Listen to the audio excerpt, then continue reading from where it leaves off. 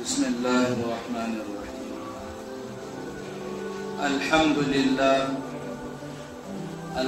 للہ وکفى وسلام علی عباده الذین اصطفى اما بعد اعوذ باللہ من الشیطان الرجیم بسم اللہ الرحمن الرحیم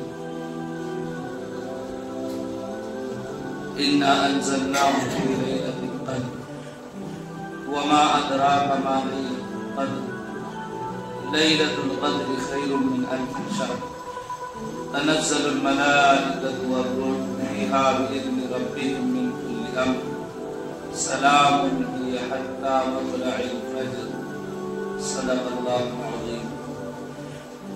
قال النبي صلى الله عليه وسلم من قام ليلة القدر إيمانا واحتسابا غفر له ما تقدم من ذنبه أو كما قال النبي صلى الله عليه وسلم.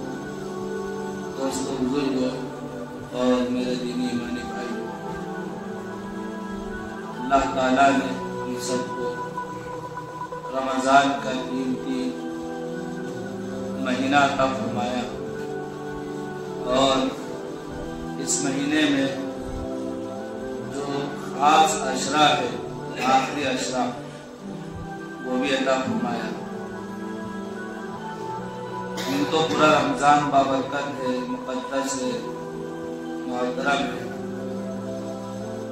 اس مہینے کا ایک لمحہ بڑا قیمتی ہے، لیکن آخری اشرا بہت زیادہ قیمتی ہے.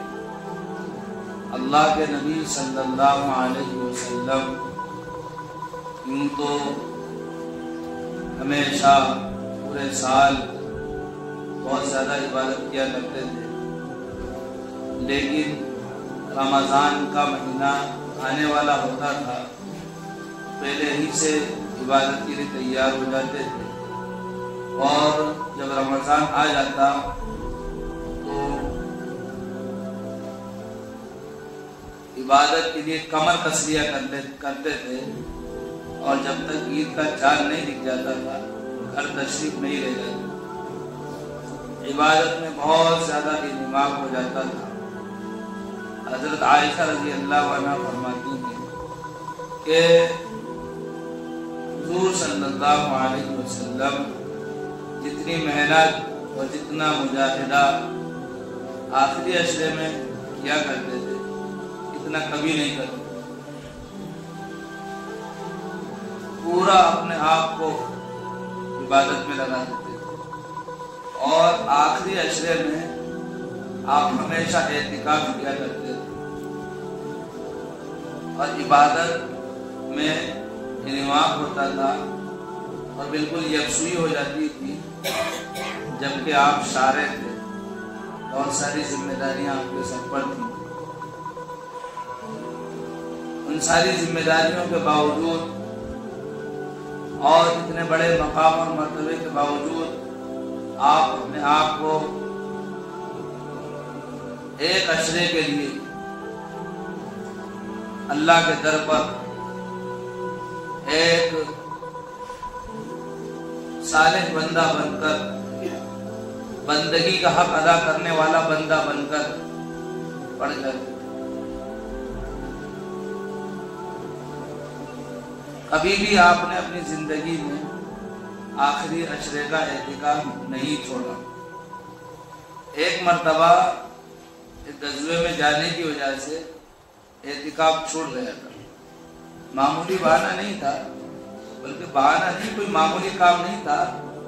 غزوے میں جانا تھا، جہاد کے لیے نکلنا تھا، اس لیے ایک مرتبہ اعتکاف چھوٹ گیا تھا. تو آپ نے اس اعتکاف کی قضا فرمائی. شوال کے مہینے میں اس اعتکاف کو آپ نے کیا، عید کے مہینے میں اس اعتکاف کو کیا،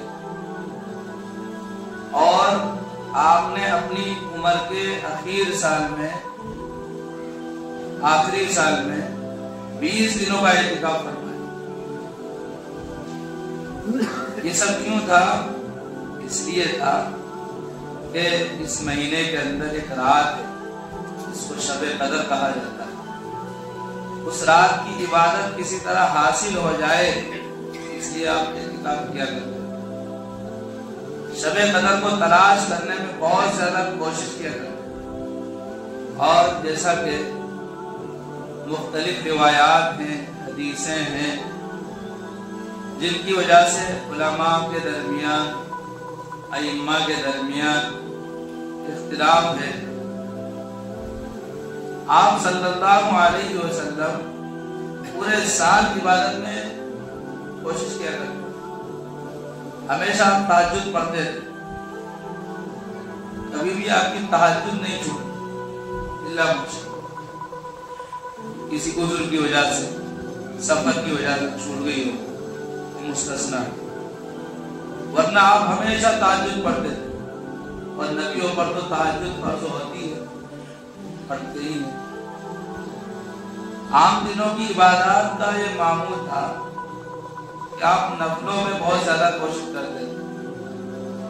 رمضان کے علاوہ آپ اتنی لمبی لمبی نمازیں پڑھتے تھے کہ پیروں پر ورم آ جاتا تھا، پیچھے کھڑے ہونے والے صحابی تاب نہیں لا سکتے تھے کہ آپ کے ساتھ مل کر نماز پڑھیں۔ ایک ایک رکعت میں 6 پارے، 6.5 پارے پڑھنا،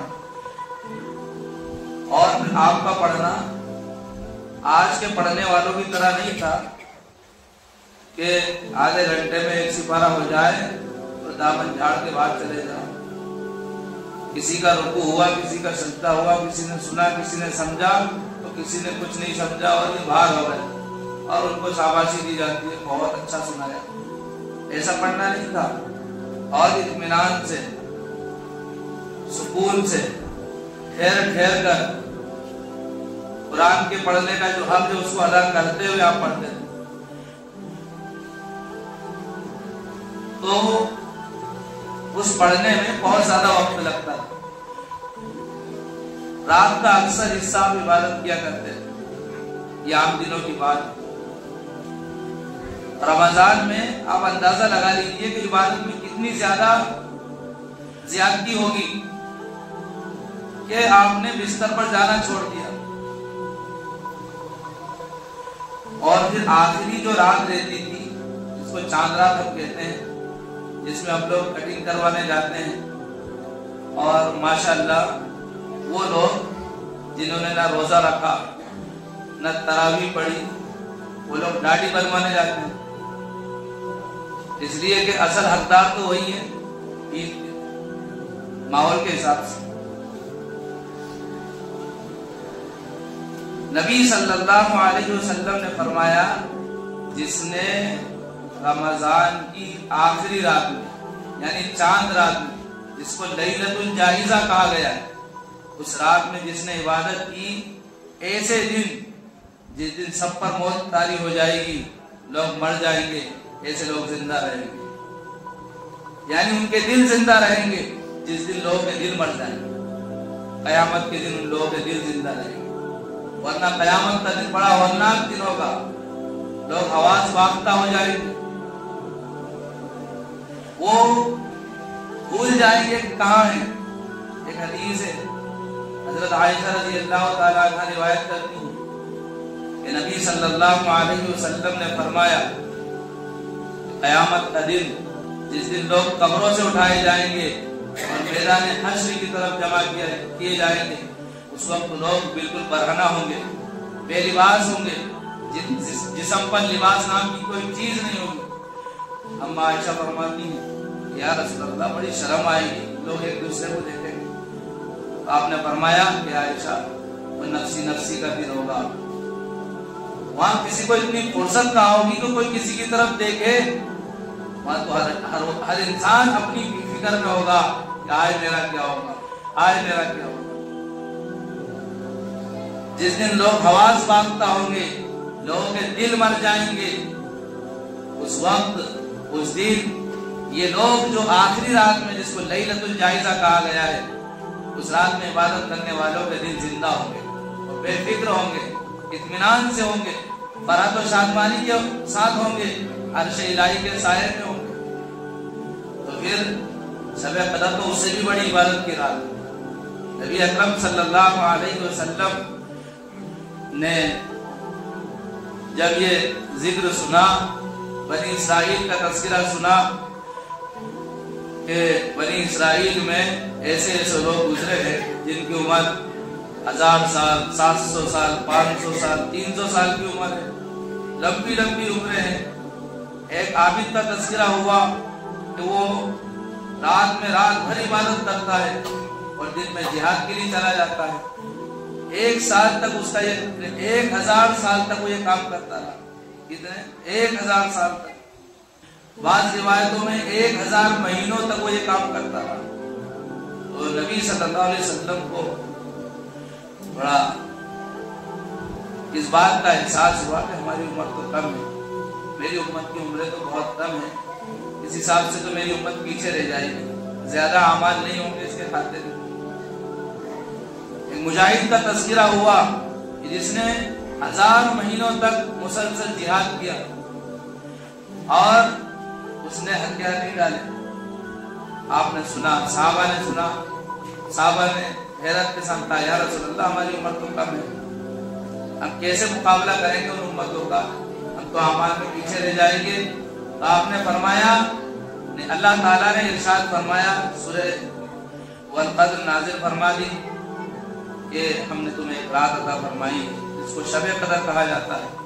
یہ رات 1000 مہینوں سے بہتر ہے، اور کتنا بہتر ہے اس کی بھی کوئی تحدید نہیں ہے کہ 1000 مہینوں سے اتنے دن بہتر ہے۔ اللہ تعالیٰ نے انسان کی طلب پر چھوڑ دیا، جو جتنی محنت کرے گا، جتنے مجاہدے برداشت کرے گا اور جتنی زیادہ عبادت میں کوششیں کرے گا اس کے لیے اتنی بہتر ہوگی۔ تو یہ رات 1000 مہینوں سے بہتر، اور یہ خیرون کا لفظ عربی جاننے والے حضرات، عربی زبان کے ماہرین وہ لکھتے ہیں کہ خیرون کا لفظ 19-20 فرق بتانے کے لیے نہیں آتے۔ خیرون کا لفظ جب استعمال ہوتا ہے تو زمین و آسمان کا فرق بتانے کے لیے استعمال ہوتا ہے۔ 1000 مہینوں سے بہتر، اللہ تعالیٰ نے تحدید نہیں فرمائی، انسان کی طلب پر چھوڑ دیا۔ زمین و آسمان کا فرق ہے اس بہتر میں، کتنا بہتر ہے، ہو سکتا ہے کہ 1000 مہینوں سے کئی ہزار مہینے بہتر ہوں۔ وہ گنتی اور وہ تعداد اللہ ہی کے علم میں ہے۔ اب انسان اپنی طلب دکھائے، اپنی کوشش کے جوہر اللہ کے سامنے دکھائے اور حاصل کرے اس ثواب کو، اور اس قیمتی رات کے اصل حقدار بنے۔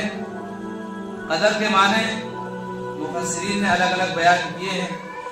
یہ قدر والی رات ہے، جو انسان اس میں عبادت کرتا ہے وہ قدر کے لائق بن جاتا ہے، عظمت اور شان و شوکت کے لائق بن جاتا ہے۔ اللہ تعالیٰ اس کو عزتوں سے نواز دیتے ہیں، اس لیے کہ اس نے قدر والی رات کی قدر کی، اللہ نے اس کو قدر والا بنا۔ بعض مفسرین کہتے ہیں کہ قدر کے معنی ہیں تنگی کے،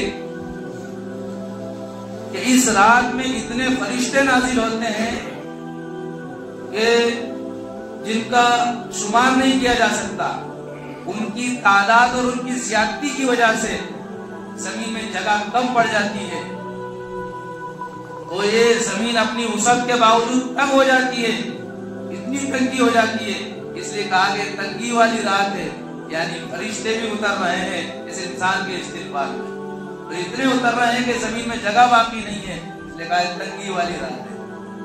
تنگی کس اعتبار سے؟ جگہ کے اعتبار سے اور اعمال کے اعتبار سے بے شمار اجر و انعام۔ فرشتے اترتے ہیں، مصافحہ کرتے ہیں، اور جو لوگ عبادت میں مشغول ہیں ان کی دعاؤں پر آمین کہتے ہیں۔ بڑے مبارک اور خوش نصیب لوگ ہیں وہ جنہوں نے اس مہینے کے روزے رکھے، اس کی قدردانی کی، اور اب اخیر عشرے میں وہ طاق راتوں میں یا مستقل راتوں میں جاگ رہے ہیں، جاگ کر عبادتیں کر رہے ہیں اور اپنے اللہ کو راضی کر رہے ہیں۔ گزشتہ امتیں رشک کرتی تھی اور اس امت میں آنے کی طرف ظاہر کرتی تھی، اس لیے کہ اللہ تعالیٰ نے اس امت کو سردار بنایا ہے، تھوڑے میں بہت زیادہ دینے کا وعدہ کیا ہے۔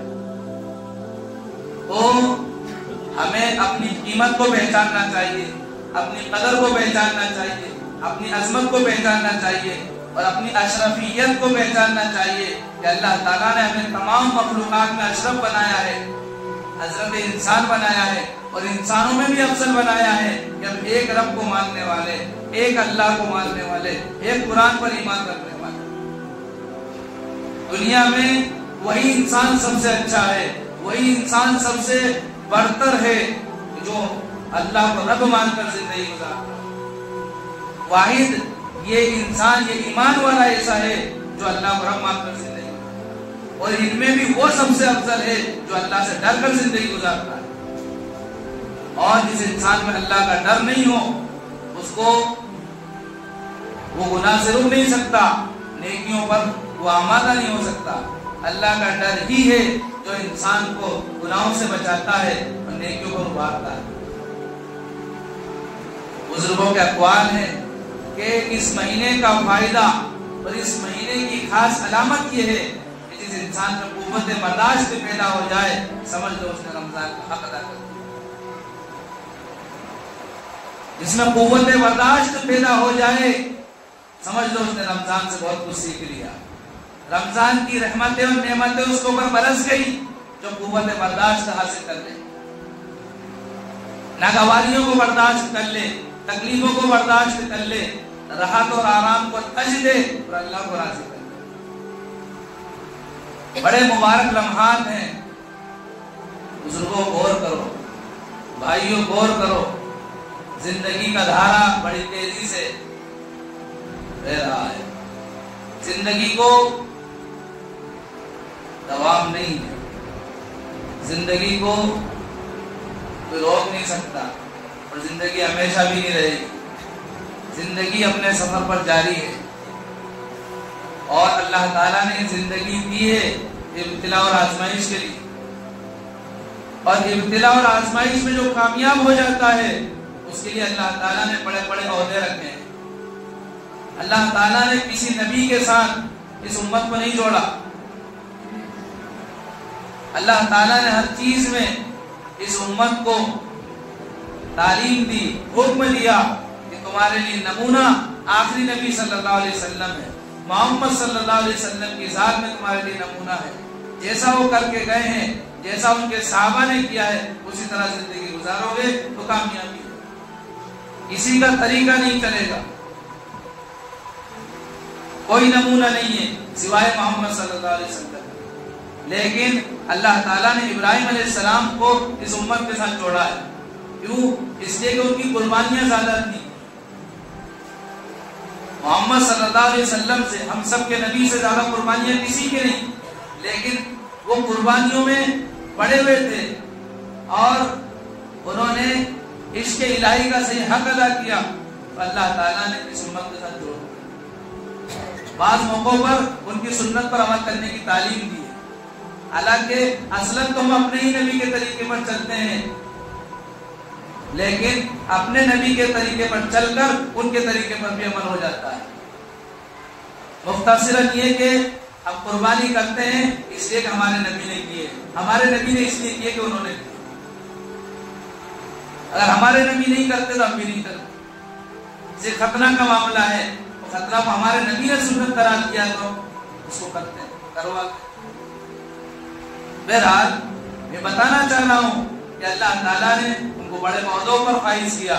وَإِذِ ابْتَلَىٰ إِبْرَاهِيمَ رَبُّهُ بِكَلِمَاتٍ فَأَتَمَّهُنَّ، ہم نے جب ابراہیم علیہ السلام کو آزمایا، اِذِ ابْتَلَىٰ إِبْرَاهِيمَ رَبُّهُ، ان کے رب نے جب آزمایا ان کو تو وہ آزمائش میں کھرے اترے، فَأَتَمَّهُنَّ، بخوبی انہوں نے ان میں کام کر کے دکھایا، اپنے امتحان میں جو ہے کامیابی کا ثبوت دیا، تو اللہ تعالیٰ نے پھر ان کو امام بنایا۔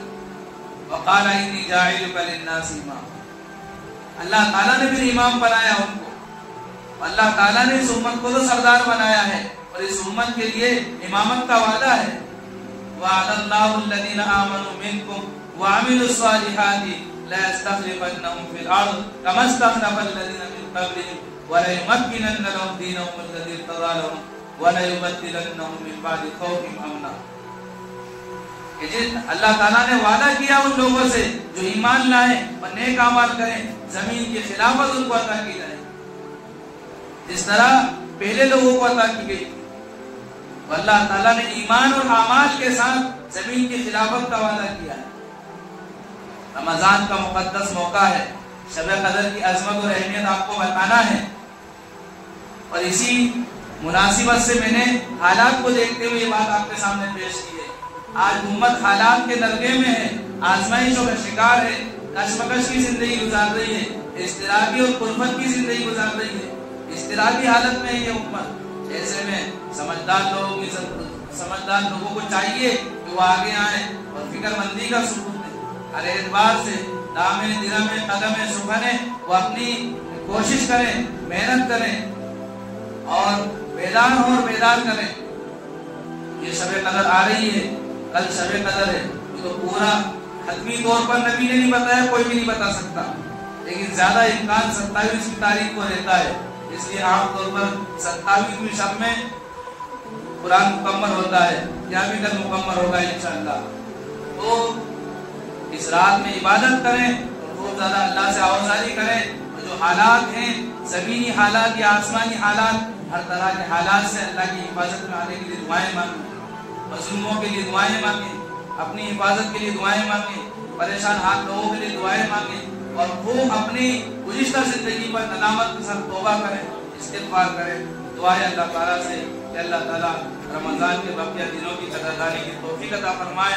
खुसूसन जो ताक रातें बची हैं या बकिया तमाम रातें जो बची हैं, अल्लाह उनकी ज़्यादा से ज़्यादा इबादत की तौफ़ीक़ से नवाज़े। आमीन।